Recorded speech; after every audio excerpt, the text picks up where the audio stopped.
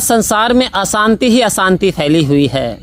आज संसार में सुकून की तलाश में मनुष्य एकांत में जाता है, मनुष्य हिमालय की ओर जाता है, मनुष्य वृंदावन जाता है, मनुष्य अयोध्या जाता है, मनुष्य वहाँ उस स्थान पर जाना चाहता है जहाँ उसे सुकून की प्राप्ति हो। तो आओ संत महात्माओं, आखिर ये सुकून मिलेगा कैसे? और ये जो हमारे दुख का कारण है, जो अशांति का कारण है, आखिर कारण क्या है? तो एक बार ऋषि अष्टावक्र ऋषि जी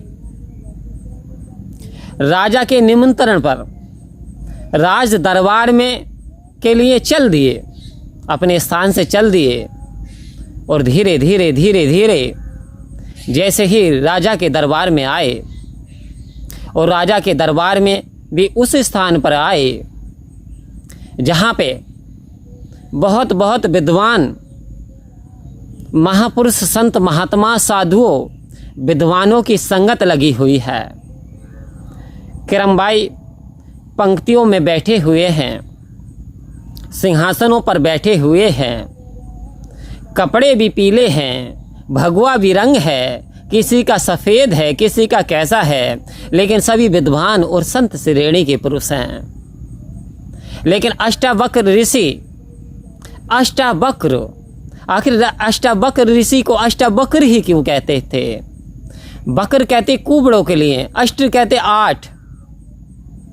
अष्टावक्र ऋषि के 8 कुबड़ थे पूरे शरीर में, जिधर चलते थे तो कभी इधर का हिलता था, कभी उधर का हिलता था, लेकिन वो परमात्मा से कभी शिकायत नहीं करते थे।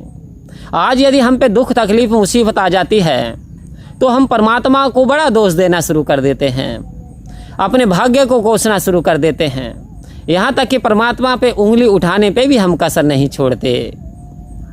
लेकिन एक अष्टावक्र ऋषि थे जो 8 कुंवर थे, लेकिन प्रसन्नचित्त रहते थे, परमात्मा में विश्वास नहीं छोड़ा, परमात्मा का शुक्रिया अदा करना नहीं छोड़ा, परमात्मा के एहसास में जीना नहीं छोड़ा, परमात्मा की याद में तप करना नहीं छोड़ा, परमात्मा की याद में सुमरण करना नहीं भूले, परमात्मा की याद में मानवता को नहीं भूले, और ये भी शिकवा शिकायत नहीं किया, परमात्मा तूने मेरे 8 कुंवर दिए, कह रहे जो किया वो अच्छा किया परमपिता परमात्मा ने, तेरा ऊंचा बैठाना मुबारक, तेरा नीचा बैठाना मुबारक, तेरे कर्म में कोई ना कमी है, दाता तेरा किया सब सही है।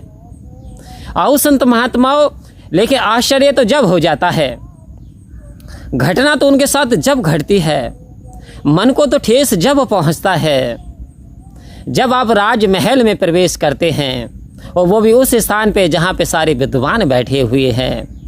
विद्वानों ने देखा तो कुछ तो मुस्कुराए और कुछ ज़ोर ज़ोर से हंसना शुरू कर दिया, इतनी ज़ोर से हंसना शुरू कर दिया कि पूरा राजमहल ही हंसियों के फव्वारे से गूंज उठा। राजा भी हंसने लगा। और अब बारी थी ऋषि अष्टावक्र ऋषि की। ऋषि अष्टावक्र ऋषि ने एक दूसरे के चेहरे को देखा, एक महापुरुष के चेहरे को देखा, संतों के साधुओं के चेहरे को देखा, विद्वानों के चेहरे को देखा, ये विद्वान हैं, ये साधु हैं, चेहरे को देखा। फिर राजा के चेहरे को देखा, सभी शांत हो गए। जब आप गंभीर मुद्रा में आए तो सभी शांत हो गए, एक क्षण के लिए सभी डर गए। लेकिन जैसे ही ऋषि अष्टावक्र हंसे, उनकी हंसी निर्लेप थी, सुप्शन थी, आनंद से भरपूर थी। उनकी हंसी मानो कि उन्होंने उनका उपहास नहीं बनाया, बल्कि ऋषि जी उनका उपहास बना रहे हैं। ऐसी विचित्र हंसी को देख करके उनकी सबकी हंसी फीकी पड़ गई, और ऋषि जी की हंसी पूरे हॉल में गुंजार गई। अब सभी शांत हो गए और कहने लगे, ये राजा बोला, ये बात तो समझ में आती है ऋषिवर, कि जितने ये विद्वान पुरुष बैठे हुए हैं, जितने ये विद्वान गण बैठे हुए हैं, इन्होंने आपके शरीर की आकृति को देख करके हंसे थे और मुझे भी हंसी आ गई थी, क्षमा करें महाराज। लेकिन एक बात समझ में नहीं आती कि आपको किस चीज़ पर हंसी आई। ना तो हमारे किसी के कोई कुबड़ है, ना ही हम में से कोई काड़ा है, ना ही हमारे कोई पैर से कोई अपंग है, आखिर आप क्यों हंसे?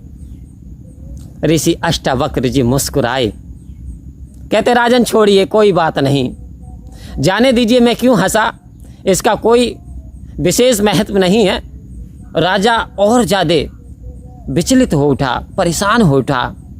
आखिर ऐसी हंसी मैंने कभी जीवन में देखी नहीं, आप हंसे क्यों हंसे? जब कई बार प्रश्न किया राजा ने ऋषि अष्टावक्र से, तो ऋषि अष्टावक्र बोले, वास्तव में जहाँ मुझे जाना चाहिए था मैं उस स्थान पे नहीं आया हूँ, मुझे यहाँ नहीं होना चाहिए था। यहाँ तो चमारों की फौज बैठी हुई है।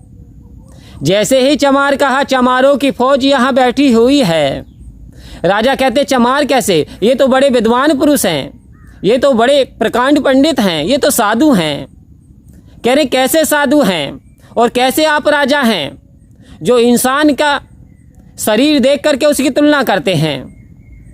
चमार किसे कहते हैं? जो चमड़ी को देखता है इंसान की। आपने मेरे 8 कुबड़ों को देखा और मेरी हंसी उपहास उड़ाया आपने, क्योंकि ये परमात्मा की देन है, परमात्मा ने मुझे दिए हैं, तो मुझे कोई संकोच नहीं है। लेकिन मुझे दुख तो यूं आता है कि आज मैं चमारों की सभा में आन करके बैठ गया हूं।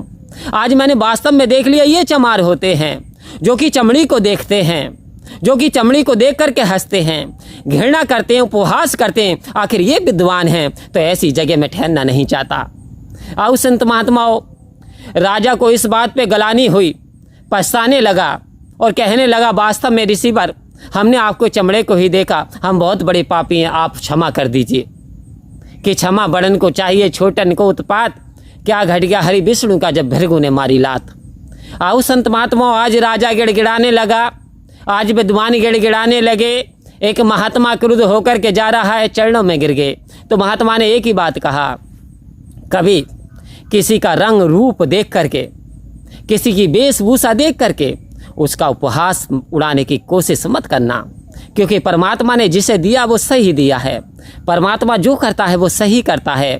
तो वास्तव में चमार वो नहीं होते जो कि यानी जातियों से पुकारे जाते, चमार वो होते हैं जो कि यानी दूसरों का उपहास बनाते हैं चमड़ी को देख करके। तो आओ संत महात्माओं, परम प्यार से बोलिए धन्यवाद जी।